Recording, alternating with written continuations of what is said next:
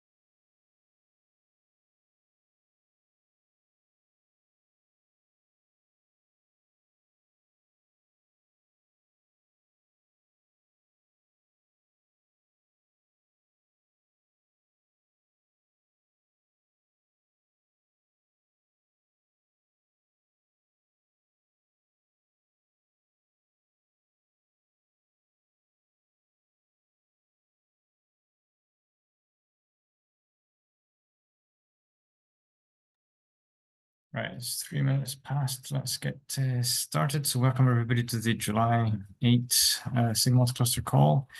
And first up on the agenda is on the scrub, KEP 5313. So I imagine that's Mike.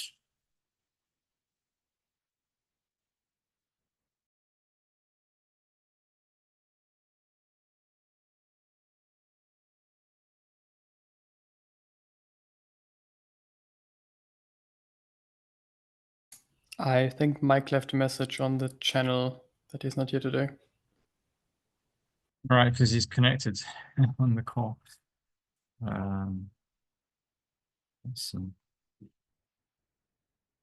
Sorry, I think different mics. No, sorry about that. Yeah, I'm here. On the scrub is it's just the placement decision kept. Yeah. It has been there sitting there for a while. I mean, I'll ping Jeremy about it again. yeah. Thank you so much. Yeah. He's not here today. Okay. Well, thanks for adding that and reminding me. So on to the topics then, and the first two are Arthur's. Hey, yeah, let me share my screen.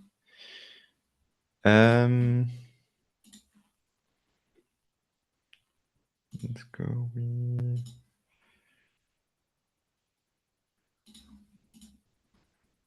Okay, so...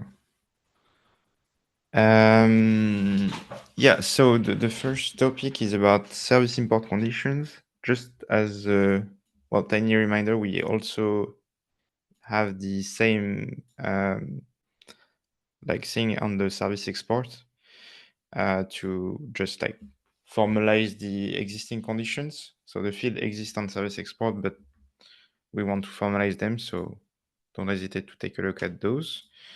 On the specific service import side, it's the same. So we formalize those and we also add the field.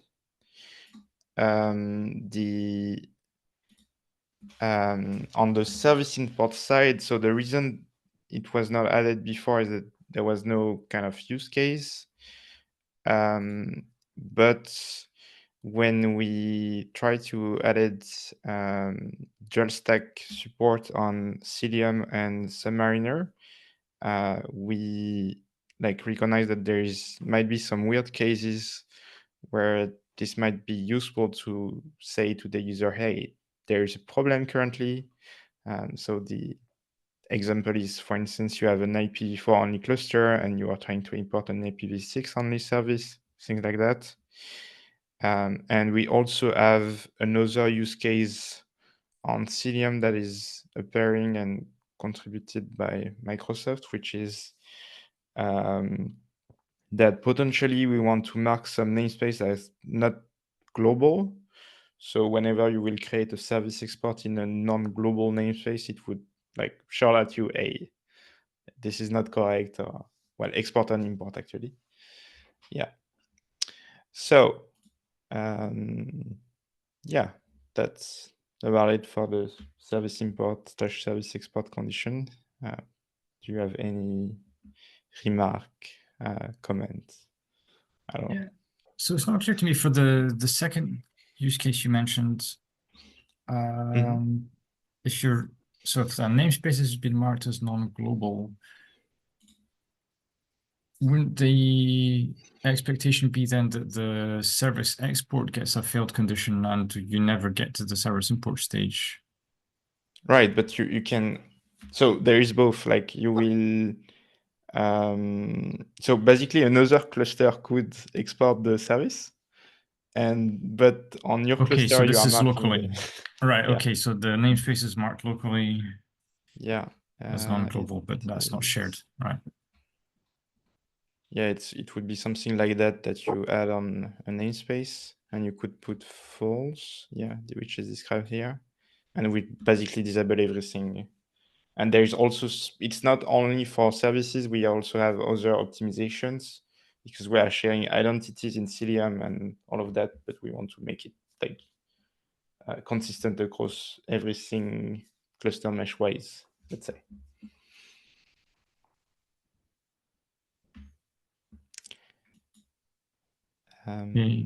Yeah, so one of the, so maybe this has been discussed already, but you said it's important to inform the user that something went wrong and what, but we've always considered, well, I mean, this commonly it's been considered that service import is really an internal object,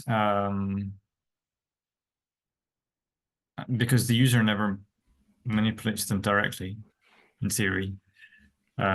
So it's a bit surprising that they'd have to go and look there to see what's going wrong. But at the same time, there's no nice way to get that back into the service exports to have a condition there. Yeah, right. Because on the dual stack thing is it's hard to say, oh, I was not able to import that because of that. You mainly, well, you can do it, but it may be like a Kubernetes event or just a log in your controller saying, hey, I got an error, by the way. So yeah.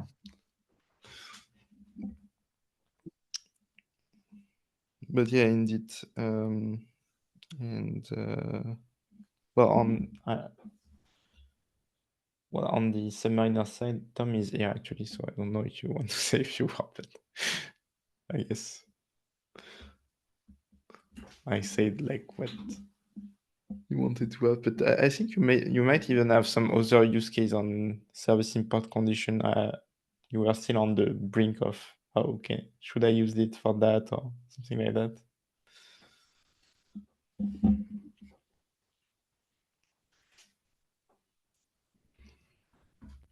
Or maybe not. I don't know if he's muted and speaking. You're asking me? Yeah. Because you were, when we were chatting about service import, you also had some kind of other use case for the conditions there. I don't know if you want to talk about it or if it's not useful anymore.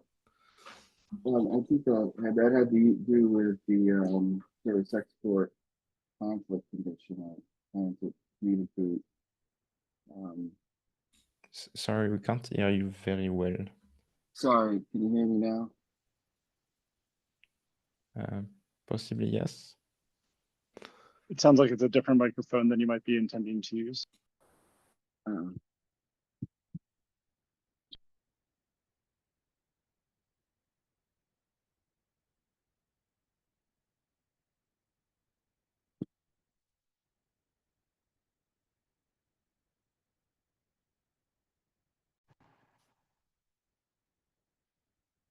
Can you hear me? Yeah, that sounds much better. All right, I took my headphones off.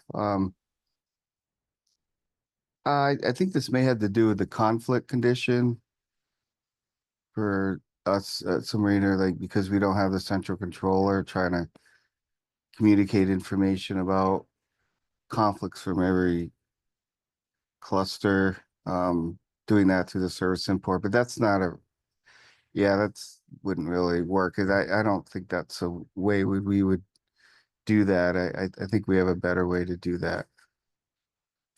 But we do have this, like the IPv6, the dual stack issue.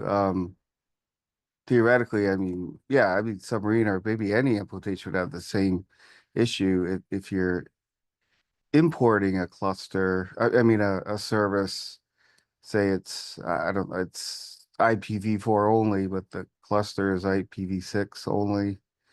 That's one of the use cases, right? An IP family mismatch on import and trying to communicate that. Is that your first use case?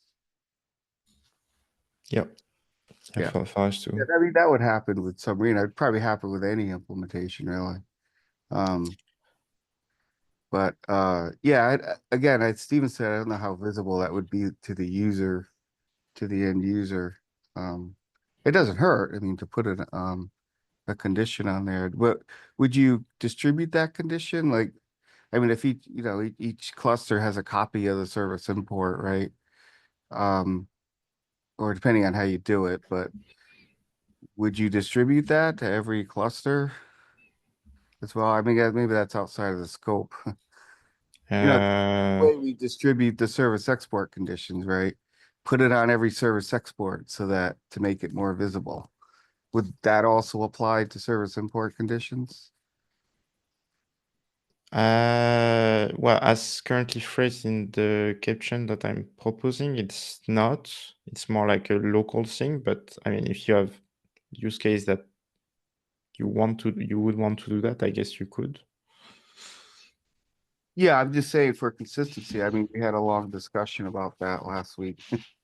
Yeah. Well, I mean, I'm not sure it makes sense because if you have like a super dual stack mesh or however you call it in your implementation, I mean, from the point of view of like a cluster where everything is fine, you probably don't want to know if like another cluster was not able to import it because it had a mismatch or something.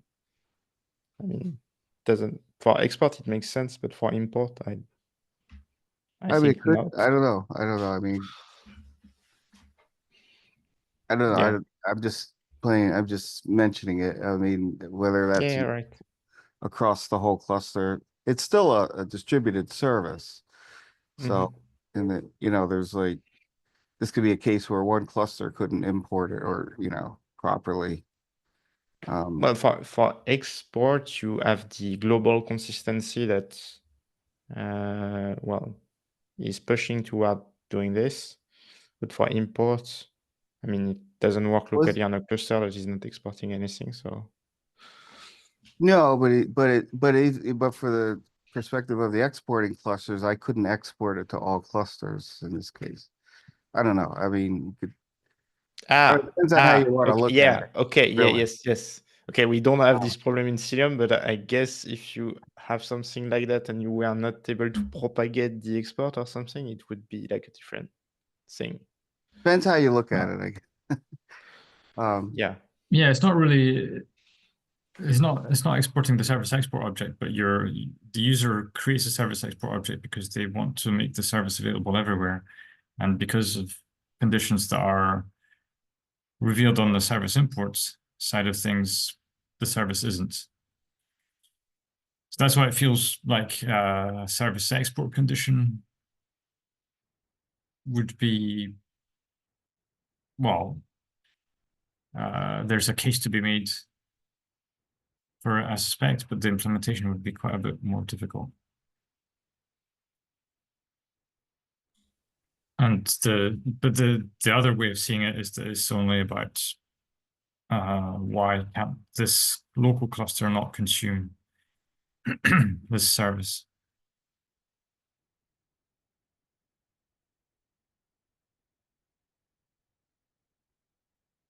And but the thing with the service export condition is they are, well, they're already defined and they're more about the global consistency than actual availability.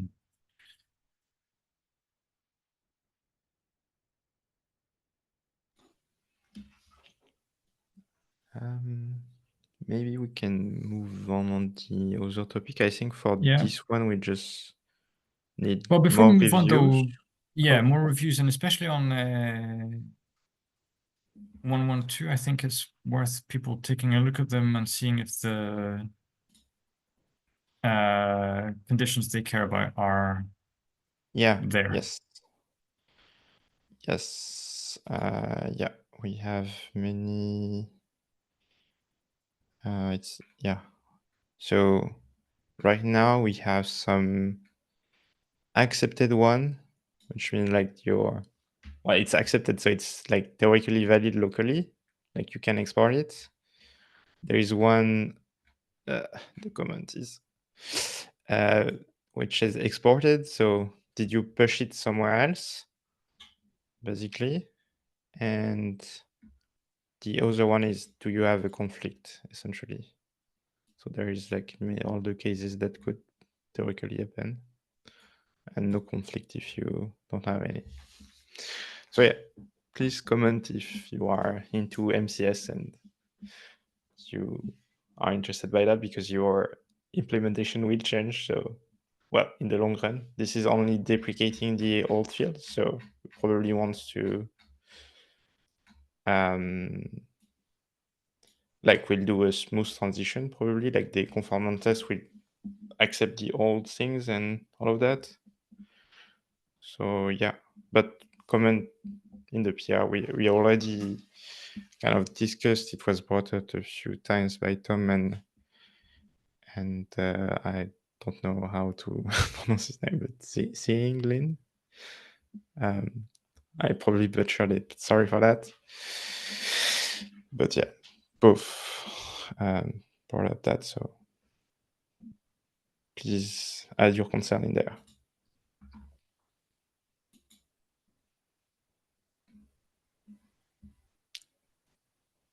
So should we go on the next one? Yes, please. Okay. So next one is about adding the IP family field. So related to this service import condition that we just discussed in some way, right? So I wanted to basically add this because in Cilium it would be really helpful to have that field to like propagate the IP family that would be actually backed by this service and like reconciling it globally. And one of the, well, it's a bit weird that it's not here, but one of the things that Mike brought up, and it was also mentioned in a previous meeting briefly, is that if we had like IP families right here, well, like basically that the service API type is bloated, and that maybe we should not brought up every field on the service to the service import. And basically there was some discussion, do we even like remove, well, if we go with that, do we remove existing fields too? And so I kind of like listed all the type that we have today and those we could remove. So for instance, session affinity, if we were to take the same philosophy of by not adding IP families field, probably we could remove session affinity. And there's even, well, kind of all the other fields but the IPs that we could theoretically remove, but it's more borderline than session affinities. For instance, the type field we could technically remove, even more if we add the condition fields, because it will say that the service is ready, so we could distinguish between like a service import not fully initialized yet and a service import, initialized. We could just say, well, if the IPs field is empty, it's a headless service. If the IPs contain something, it's not headless, something like that. We could also remove cluster names, but I mean, it sounds useful for a user to know those info where they are importing those from. So maybe we could keep them. And for annotation labels, theoretically, we could not populate the fields on a service import. It sounds a bit weird because it's a standard metadata object, so I don't really know about that. But yeah, so a bit weird because Mike is not there in the like main guy that brought up this idea. But yeah, I don't know if you have like any like remarks on that. Like, should we mirror the service object, or should we not because it's theoretically bloated or something like that?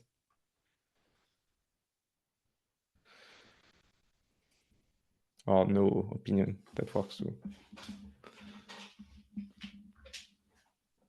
Yeah, I haven't given this enough thought, honestly. I don't know if anybody else on the call has an opinion on this topic.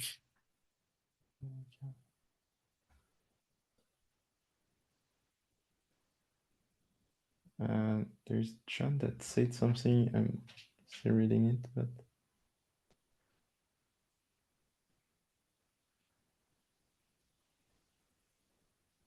Well, there's also ports, right? I think you didn't mention that one. oh here. yeah, that's very true. We could remove ports, like fully remove port. Oh. It would be like on the same red level as session affinity, I guess. But at least the way I implemented things and well ports is, I'll talk about that. That's supposed to be the merged result of Mhm.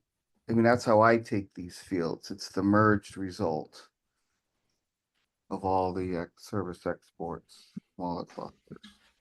So you take Right. the union of the ports. Well, at least that's the current language. Cap, whether it's Mhm. intersection or union or whatever, but it's the union. I suppose type is the, which one did I select, right? What did I, if there's conflicting types, which one was selected? That's the actual type. I guess session affinity, same thing. I forget what's in the session affinity fields in the I think it's like if you are doing client IP based, like yeah, it's that kind of I know it is. I can't remember what all the fields are, but anyway, but it's sort of the merge result. I mean, that's how I look at it. So I guess Yeah. like families could be the same idea. So if you get a conflict or something, or if they don't all agree, you can at least say, hey, I picked dual stack over or IP, whatever, whatever the merged result is from resolution, conflict resolution. Of course, if you all agree, then it's just the value that they all agree on. I mean, I personally don't agree with that because I'm making this because it would be like it will need to rewrite my implementation in Cilium, like to remove all those fields. And for me, it's not worth it. Like I'm saying this here a bit, but if we are tied to the service API, we should not untie ourselves. Like it's a different API basically. Just adding a few comments in there, because for Cilium, it seems to be targeting the native resources. So your service import, service export, and your service definition as a result of that, which of course comes with the IP families and your ports and all the other stuff. In Istio, which is what I kind of put in the chat. That is one way to do it, but you can also add a service entry, which is a Istio native resource, which allows you to specify where a remote service is, or a local service if you want to, is located, and how to resolve it. You know, using DNS, using specific ports, IP families, stuff like that. And in this case, that would fall outside of the purview of MCS, because it's inside Istio's mesh configuration. That's where it's happening. It's not inside the service in Kubernetes. But that is a form of decoupling where you do gain the ability to adapt. So if you have two clusters that are different enough, where the IP families or the ports or other low-level aspects are not compatible, but they are similar enough where the service itself might run just fine, because technically your DNS lookup shouldn't care if it's IPv4 or IPv6. So if we have a service import that doesn't work because there's an IP family missing, wouldn't that also mean that there's something wrong with your kube proxy or with your intercluster traffic? Because it seems to me like that is not necessarily the intended effect of having a service available.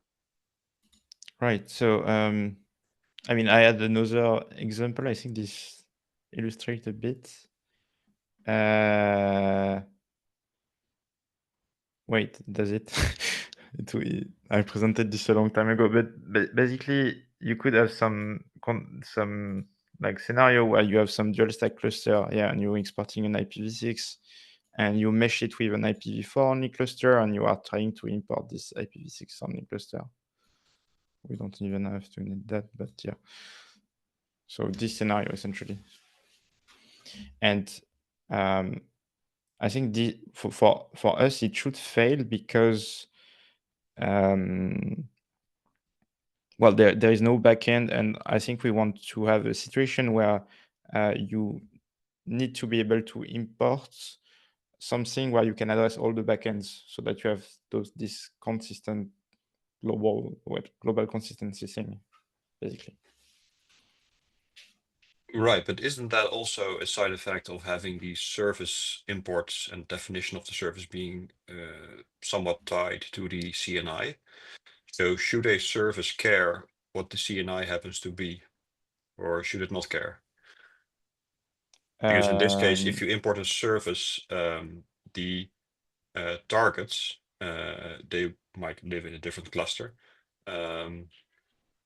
But if they are not in the same network, that's possible with clusters, then should the clusters be aware of each other's network configuration? Because what if you have one cluster is using Cilium, another one is using, say, Flannel, whatever? Just when they I'm wouldn't be talking able to about talk to each other. Just when I'm talking about Cilium, I'm talking about Cilium cluster mesh. So, like, yeah.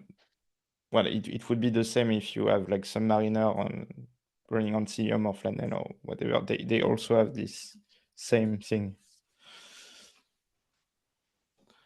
but they don't need the IP families I do. Yeah, of course. Yeah. No, I just trying to reason about it from a different angle, just to see if we hit similar or different things. Because I do understand that if we just purely look at it from an let's say from a host perspective, where you have a tuple where there's an address and a port, and you want your service to essentially be a representation of a bunch of endpoints or endpoint slices, then those details, they will need to be represented in the service. So when you import it, they need to be there. Mm-hmm. But yeah, if you have, yeah. depending on the CNI, if your traffic needs to go between two clusters, or if there's a mesh, or if there's no mesh, then there might be something in between there already, even something doing NAT or something. Oh yeah. Doing That some other could be a gateway. translations. Yeah. Yeah, and that could also impose a similar problem in a different way. What if both clusters do IPv6, but there's an IPv4 only tunnel between them?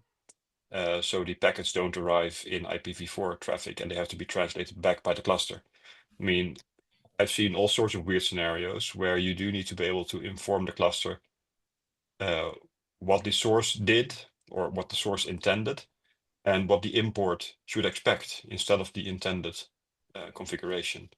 Right. I mean, the IP family field that I'm proposing is like fully implementation defined, so you could use it however you want. For us, it would be like making sure that we basically do the intersection of every IP families exported. But for you, it could be, oh, my local cluster has this gateway that target these services for some reason. I don't know, maybe you have multiple gateway for multiple services. You pick the IP families of my gateway or something like that.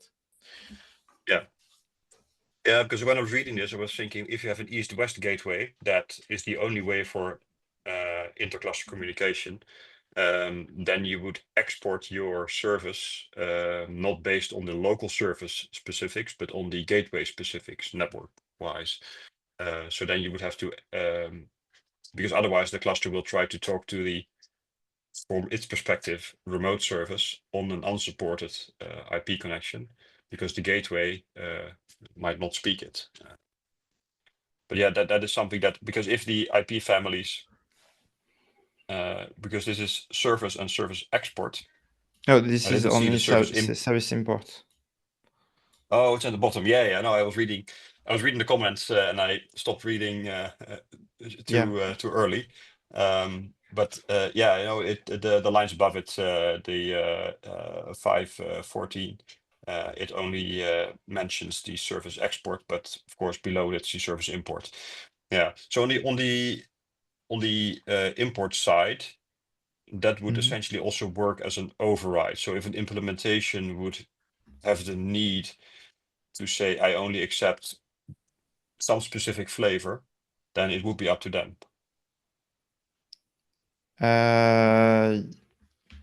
Yeah, well, it's fully implementation specific, so you can do whatever you want with the IP families. For instance, well, in a previous meeting, I was kind of discussing about that. So, like, for instance, for us, it's a matter of global consistency, but you also can be, instead of doing the intersection, you can do the union maybe, because for some reason it could mean some things to you. You could, as you said, like pick whatever your cluster is configured to or your gateway is configured on IP families wise. And you could also choose to not use this field at all because it's optional basically. How can I? Well, at least the proposed way is optional. Yeah, well, yeah, something like that. Yeah, And and if it's optional, optional anyway, it would mean that say there needs to be a different resolution mode where the implementation might want to try to find the addresses in a different way. Yeah, just never mind. I don't even need to finish the thought because it would be covered by having the IP families as an option. I should probably just reread it because I was thinking, is the definition using the same format as the current service ports would be anyway, but it probably is because that would be the sensible thing to do. I didn't understand what you just said. Could you? Oh, in the spec in the spec where services are defined, just the service itself. it would accept a couple of things: your ports, your protocols, other stuff, and if you have your IP families, you would, if you have ports and protocols, they would essentially already inform you of, well, it wouldn't inform you of the IP family, but it would inform you of everything else. Yeah, that's why I didn't necessarily need to finish thought, because the when you import and export your service, you're already doing the same thing as defining of what you are doing when you're defining a service. So the IP families is mostly part of the import because it's not part of the cluster, it's just part of the service. That's what I was going Yeah. with this. The export, the service export resource has like very few fields. Up until very recently, it had like no body at all, no spec. There was one to like export labels and annotation, because it's weird to just take the label and annotation of the service as is. But apart from that, you just take what's in the service. And for us, we will take the IP family of the existing service, basically, to reason about that. Yeah, I was mostly trying to mentally map it into what we're currently doing in our multi-cluster traffic, which where we also need to consider: is it are the classes aware of each other, or should they be treated as if it was any random external API or external endpoint? And in those cases, we also need to be able to import and export with well, not necessarily arbitrary values, but with values that are specific to how we intend the export to be imported elsewhere. They are not necessarily always the same configuration, but yeah, that would also be covered by this. So I guess it's just more of a an agreement on the concept.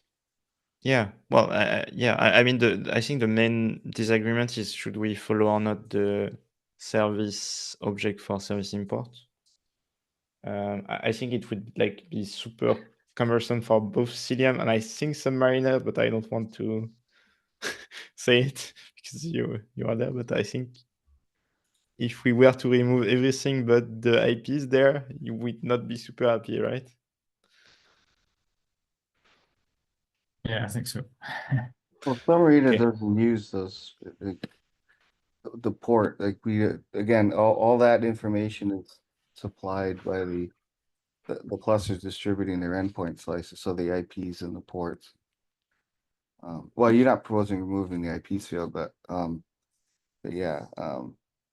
No, I'm just saying, if we were to not add IP families because of that, in Oh, theory, not we should add IP remove all of fields. that. I thought you meant removing the other fields, the ports, and I know you're talking about two different ways of doing it. No. I'm saying basically my opinion is that we shouldn't follow the service field, service object, and IP families is kind of about that. So if we were not to add it because of this reason, we should consider also removing all those fields. Yeah, that makes sense, because an implementation will be able to choose whether to import based on what is configured, or just take all the slices that were present in the originating cluster anyway. But then when you do that, then you can infer all the fields from that, but you don't want that because you might want to only import compatible IP families. Yeah, but applied also to all the other fields. Yeah, of course. Yeah, because then the behavior will be the same, which is probably much more desired than having a variety of behaviors.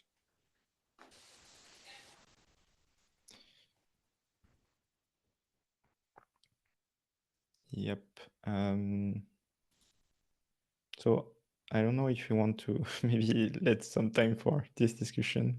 Yeah, I think so. So it sounds like really well, John. Maybe you've got some follow up for the PR on the PR itself. And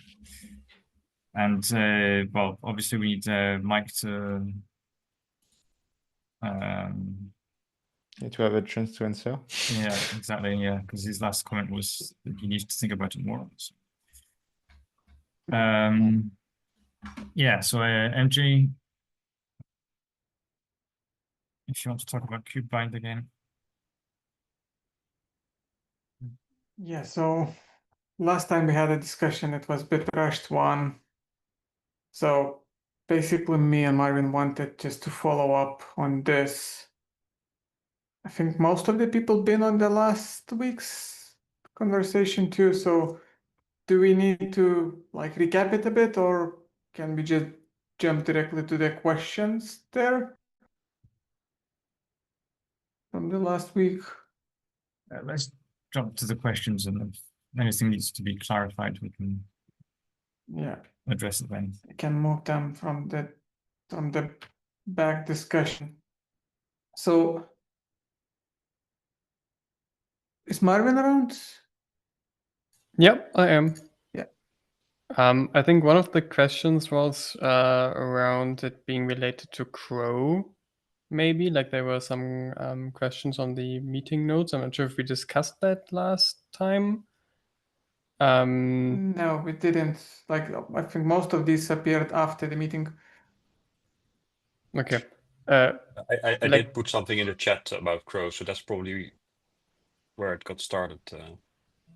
That's very possible. So, like from my understanding, and maybe this is like a lack of understanding of Crow, but Crow is like it's a tool to compose resources, right? So that's like within the same cluster, you say, okay, I want to have a more simple API to then to like resolve that into multiple objects behind that. Kubebind is like explicitly cross-cluster. So it's not about resolving like a higher level CRD into lower level resources or something. It's about saying, okay, there's a CRD or like an API on like cluster A, and I want to be able to consume that on cluster B. Like I want to create the same kind of objects there and want them to be sent to cluster A. And that's more the idea of Kubebind. I think you can maybe replicate something like that with Crossplane and its Kubernetes provider, but I think it's not something that Crow can do.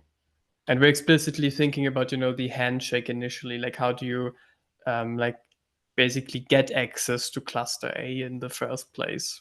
Like how do you establish that trust basically between the clusters? Yeah. If that makes any sense as like what's different from Crow.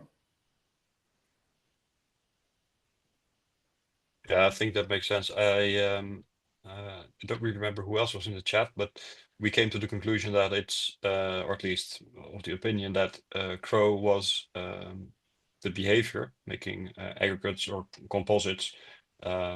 That is something where that is a desired behavior, but it is indeed very single cluster oriented. So if you were to do this in a multi-cluster way, you would have to distribute resources, the Crow definitions themselves across multiple clusters, which at that point you might as well use Crow in your hub and then have the result be exported to your spoke cluster. So that would not necessarily warrant any specific SIG multi-cluster type of architectural change or addition, because it would just run natively locally and it wouldn't necessarily be aware that it's multi-cluster. It would just work.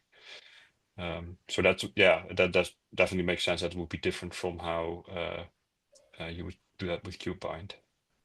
The Kubebind, is that currently also looking at the multi-cluster operator or multi-cluster anything else, or is it just doing it solo? How do you mean that? Distributing changes, is it currently doing that from it on its own, where it does its own handshake, its own distribution of information, or would Kubebind as a design be dependent on whatever API multi-cluster would specify?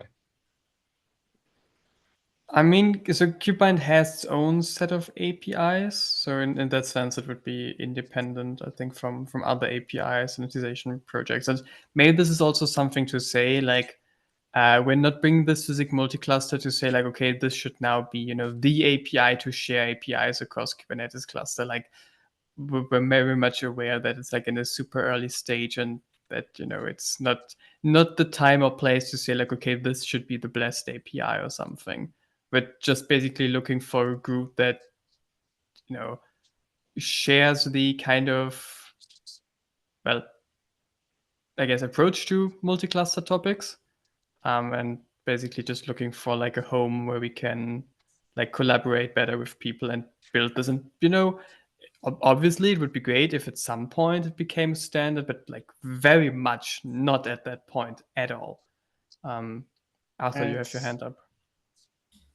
Yeah, so just do you want to standardize the API, or do you want to, like, the project would be under somehow SIG multi-cluster?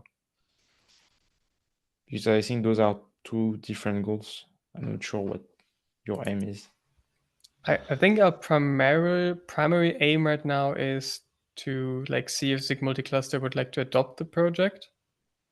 When it comes to like whatever standards and all means, so QBind for us is basically two things. It's like an API spec. I guess that's kind of similar to MCS, the API.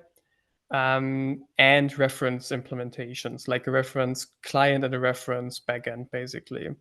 But we can see, and we know that there are there's interest in like different backend implementations at all. So basically, we're mostly looking for a place for the API spec and for the reference implementation, and then we hope that there's an ecosystem growing around it. But it doesn't have to be all like it's not going to be all in that same repository or anything. But do you see like actual other implementation that would be useful to like implement this API spec? Or because to me it sounds like Combine is awesome, and that there's not much other thing you could do with the API differently than that. So one of the examples that we definitely have and that we plan to build is a KCP-based backend, where you can share APIs from a KCP installation. Like the backend that we have in Kubernetes is a Kubernetes focused based backend, and you can't use it with KCP, but like the protocol, the API spec itself like allows for a protocol where you could also have APIs on KCP. So you would have a Kubernetes cluster, you connect that via Kubebind to a backend, like to a KCP aware backend, and you could consume APIs from that KCP installation on that Kubernetes cluster, or vice versa, to be honest. Like,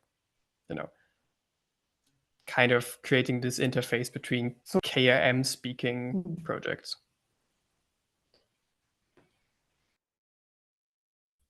Okay, I see. I don't know too much about KCP, sorry, so it's hard for me to visualize, but I will check it out. So one other example would be ideal situation. If many providers have implemented a backend, let's say company ABC have a Kubebind compatible backends, like how do you trust? You don't want to install many agents now to your cluster, because that means basically everybody's on its own. Ideal goal would be that you have a one agent which can talk to all three backends, all three providers. That's like goal one. Instead of having three, you have one. Another one would be, because it's a pool model, you want to know that you're giving only minimal amount of access, like a least privilege to every provider there. So if we know that standardized agent manages airbag permissions in a consistent way, meaning if the provider A wants access to config map named foo and that's it, we know that this agent will grant it out. It's a basically single source code reference implementation which can be trusted by the consumers and potentially vetted by community. That would be like a long-term goal. This meaning entry bar for somebody to become a provider becomes way, way smaller because it's a shared boundary. But like, who are you expecting to be like more backends? Like, do you expect cloud providers to do their own or something like that? I mean, expecting might be a strong word.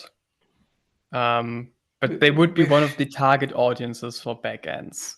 Let's put it like that. If that's like mostly internal service providers, or if it like even like bigger service providers like cloud providers would be interested, remains to be seen. But I think that's what the original demo of Kubebind was kind of like, ordering a SaaS from someone through a kube-based protocol. And well, I'm not working at a cloud provider, but just like, what would be the advantage of like developing their own Kubebind API versus just using Kubebind?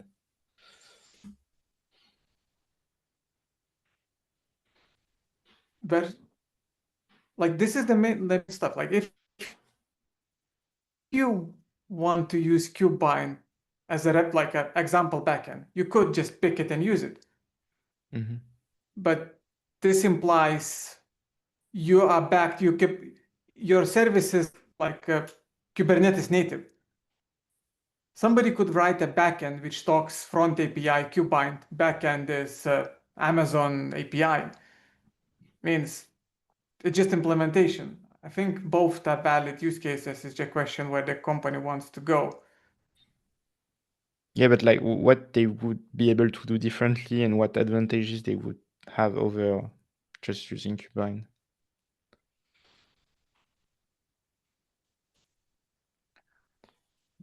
Because like my main thing is that I don't know if it really makes sense to standardize the API at a level you could have like many backends. Like, what?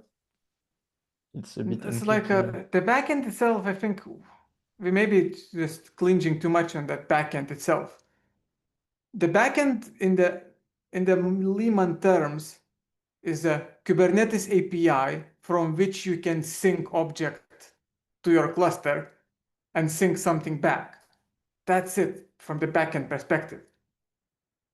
There is like some handshakes involved, but it just, if to simplify it to most simple terms, it enables to syncing statuses between two Kubernetes clusters in a standardized way. But what we're saying is the backend, when we say backend, it doesn't need to be Kubernetes cluster. It can be anything Kubernetes looks like. So like, if you're a Kubernetes-based company and everything is KRM, it's fine. You can use Kubebind. But if your backends are written in Java or Rust and you don't talk KRM, you could write your own backend. But yeah, I think we basically so like the cloud thinking too much provider about could this do backend a concept. like the cloud provider could do a cross-plane like thing with like the Kubernetes API. Is that what you mean? Totally, yeah. Without using crossplane then. Okay, I got it. Okay, it makes sense. Yeah, I think that was the kind of original pitch of Kubebind a couple of years ago, like this, like kind of like native language for ordering SaaS and infrastructure as a service and pass stuff from within Kube directly. So yeah, it basically it's crossplay without the provider glue code, more or less. This does sound a little bit like where the S3 API or the EC2 API are used by a variety of providers, cloud providers, to host similar services without having to create the client and server and library and SDK ecosystem just for their own service offering. For their business perspective, that would of course be a risk because you lose some differentiating factors. But then again, how differentiating is an API format? But yeah, I do think that there is some overlap with multi-cluster as a perspective, but because I think that's where the KRO chat came from, where the abstraction level or the level where services are provided is slightly different. So multi-cluster would be more plumbing oriented, whereas Kubebind and KRO are more resource and service offering oriented. But there is, of course, an overlap because they do need each other in order to function. So I can imagine that there are API specs that a SIG would be able to produce where that benefits everyone who wants to program or design against a consistent API. But I'm not entirely sure how a multi-cluster API would also be a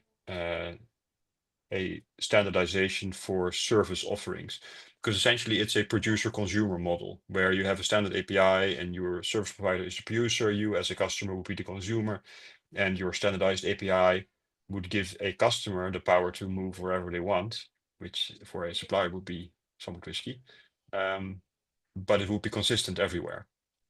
Similar to, let's say, OpenTofu and Terraform, where you have your interactive client and you have many providers that provide the abstractions towards an arbitrary API. I think that, yeah, from that perspective, I think SIG Multicluster would be the Terraform in this example, where KRO and KRM would be the provider in the example. I think that's the best I can do to abstract it away also for my own mental model of this. But I do think that there's definitely enough of an intersection where just looking at it from a use case perspective, if you also compare it to Cilium or Istio or Argo CD, also a very good similar perspective. They are use cases that all have at the very least, a tangent where they do all have something to do with multi-cluster interaction. So yeah, that's my, well, it's not 2 cents, 20 cents.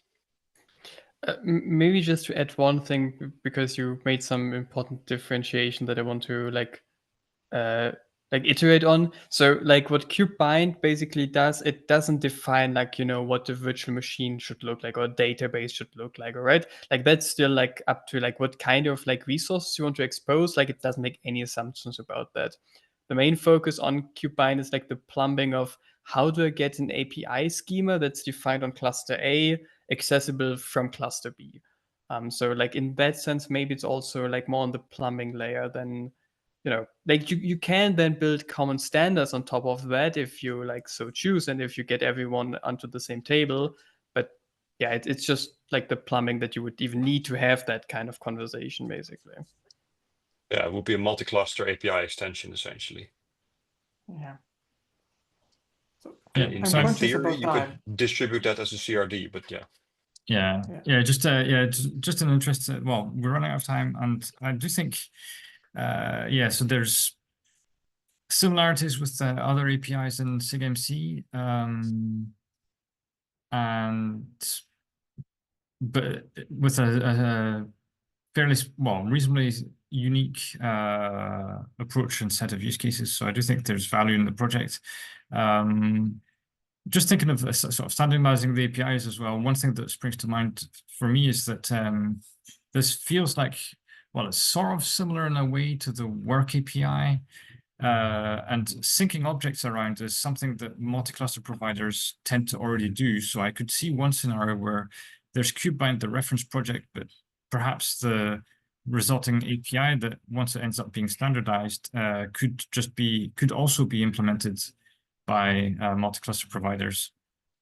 So Kubebind would sort of be like the point-to-point implementation, and there'd be implementations in cloud providers. So I also see value in having a separate API and implementations. So I think maybe the next step would be to take it to the mailing list, same as we did for multi-cluster runtime, and have a vote there.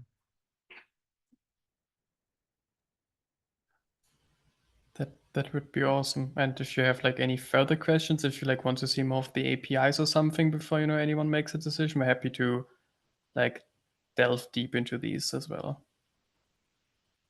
Okay, right. So yeah, so Jeremy kicked it off the last time around, but I'll take care of it probably on Thursday. And yeah, we're out of time. So there were a few comments in the chat there. Priya, could you ping us on SIG Multicluster maybe on Slack?